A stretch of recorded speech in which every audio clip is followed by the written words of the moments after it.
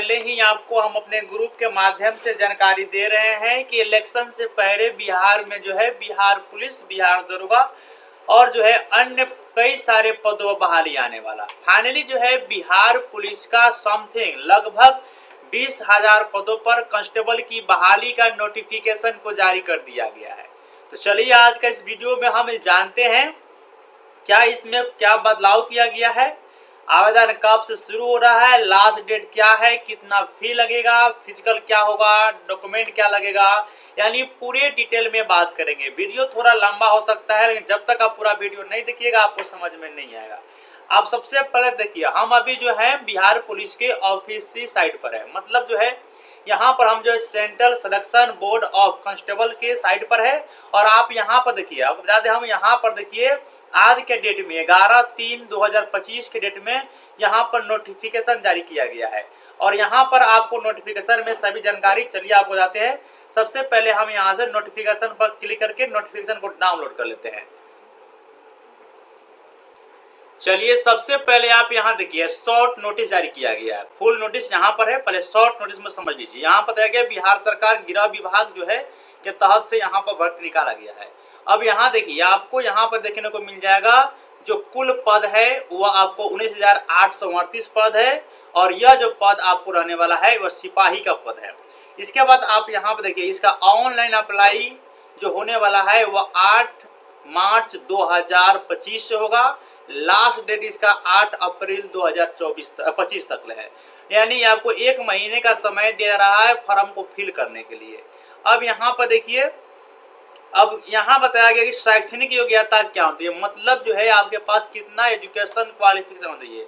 तो आपके पास intermediate pass होना चाहिए या इसके समकक्ष राज्य के मदरसा बोर्ड द्वारा निर्गत मौलवी प्रमाण पत्र अथवा बिहार राज्य के संस्कृत बोर्ड द्वारा निर्गत शास्त्रीय अंग्रेजी सहित अथवा आचार्य, मतलब सिंपल भाषा में समझिए कि इंटर के साथ आपके पास अगर आप सिर्फ इंटर पास किए हैं तो आवेदन कर सकते हैं, अगर आप इंटर नहीं किए हैं तो इंटर के समकक्ष यानी इसके बराबर में जो कोर्स होता है वह कोर्स किए हैं तो आवेदन कर सकते हैं।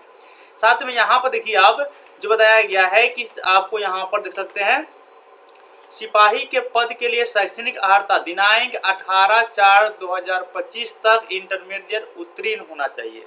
मतलब यहाँ पर क्लियर कर दिया गया है कि 18 अप्रैल 2025 तक इस वर्ष जो इंटर का एग्जाम दिए हैं वो भी इस फॉर्म को भर सकते हैं, क्योंकि इसी महीने के अंतिम जो है सप्ताह में रिजल्ट जारी होगा।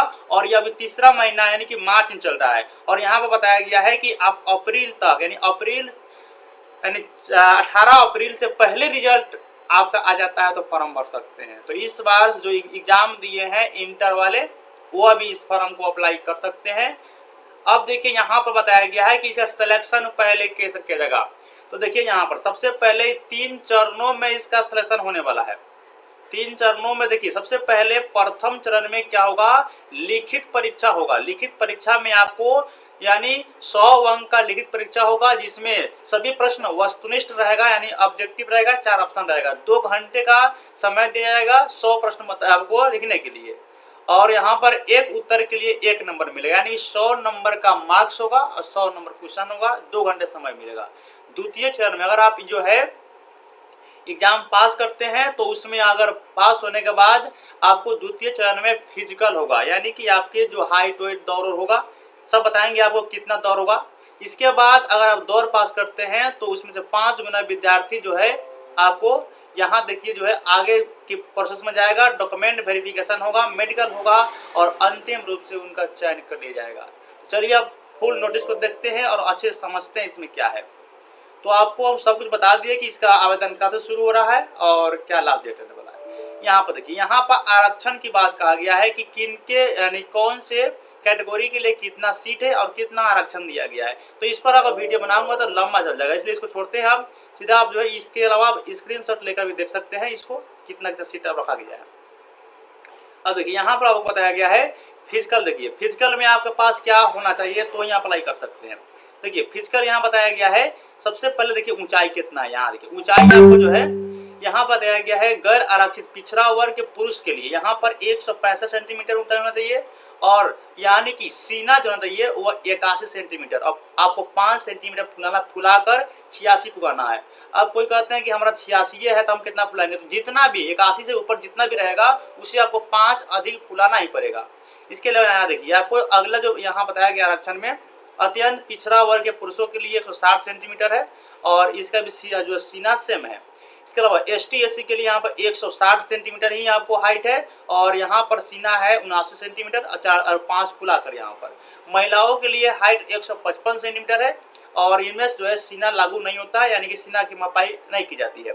यहाँ देखिए फुलाने के बाद सीना की मापी में कम से कम 5 सेंटीमीटर का अंतर होता है, यानी नॉर्मल से 5 सेंटीमीटर आपको फुलाना होना चाहिए। अब देखिए सभी वर्गों के महिला अभ्यर्थी के लिए न्यूनतम वजन जो है 48 kg होना चाहिए जब आप फिजिकल होगा उस समय। यहाँ देखिए ट्रांसजेंडर अभ्यर्थी के लिए शारीरिक मापदंड महिला अभ्यर्थी के समान हो गए। जो ट्रांसजेंडर होंगे उनका ही महिला के साथ उनका जो है जो प्रक्रिया उससे रहने वाला है।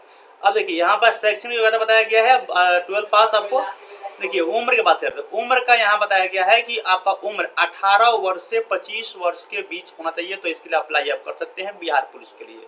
अब देखिए पिछड़ा वर्ग का जो विद्यार्थी है और अन्य अत्यंत पिछड़ा वर्ग यानी कि BC और EBC का जो विद्यार्थी है उनको 2 वर्ष का छूट दिया जाएगा। 18 से लेकर 27 वर्ष की उम्र होगा तो अप्लाई कर सकते हैं। इसके अलावा महिला के लिए पिछड़ा वर्ग के महिला के लिए 3 वर्ष छूट है। 18 साल से लेकर 28 साल की उम्र है तो आप इसके लिए अप्लाई कर सकते हैं। और यहाँ पर अनुसूचित जाति महिला और ट्रांसजेंडर के लिए यहाँ पर 5 वर्षों का छूट है, यानी कि 18 साल से लेकर आप 30 वर्ष की आयु में है तो अप्लाई कर सकते हैं।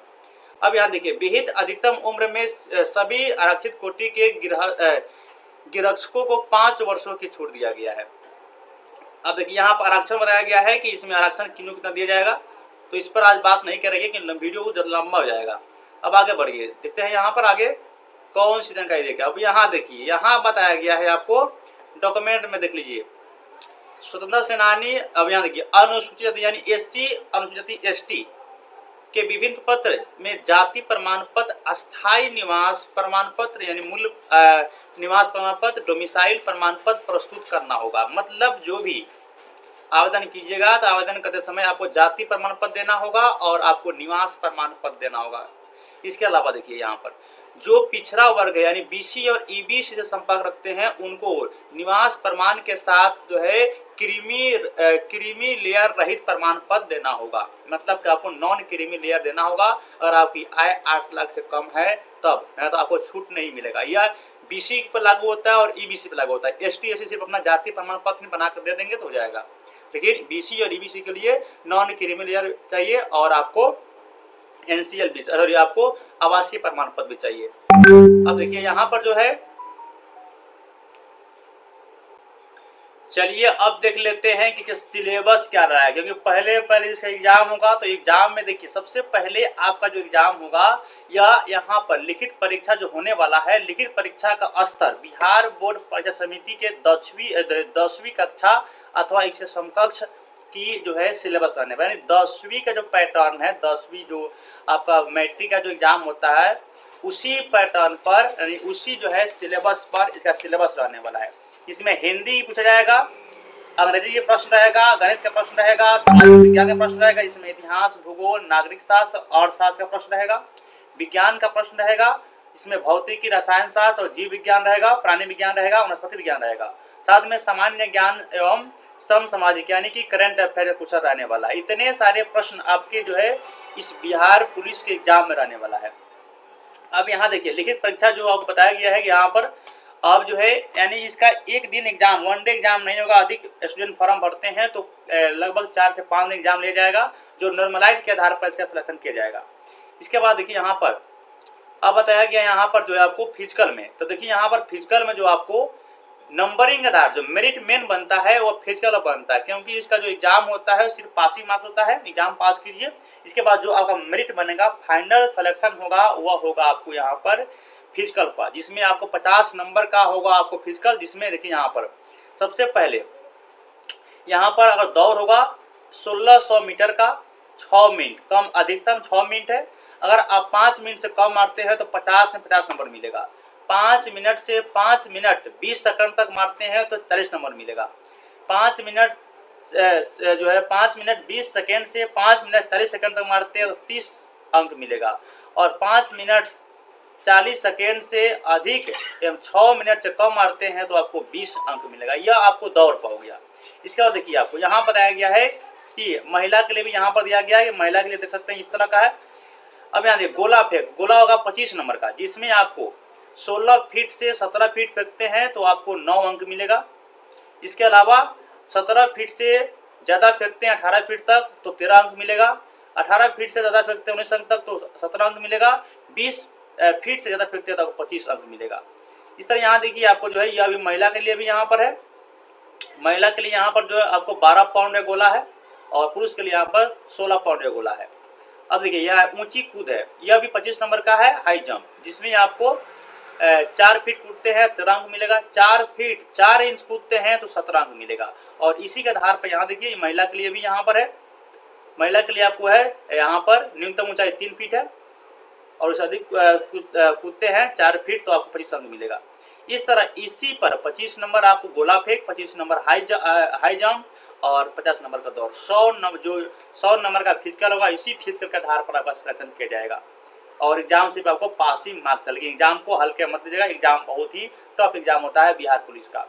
अब इसके बाद जो है आपका सिलेक्शन किया जाएगा। तो इसका फाइनली जो है आवेदन जो है आपको 18 मार्च से शुरू हो रहा है। तो फाइनली इसका आवेदन करिए और लास्ट डेट जो है 18 अप्रैल तक है। जिस तरह इसका प्रक्रिया या नोटिफिकेशन या कोई भी अपडेट आएगा जानकारी मिलती रहेगी।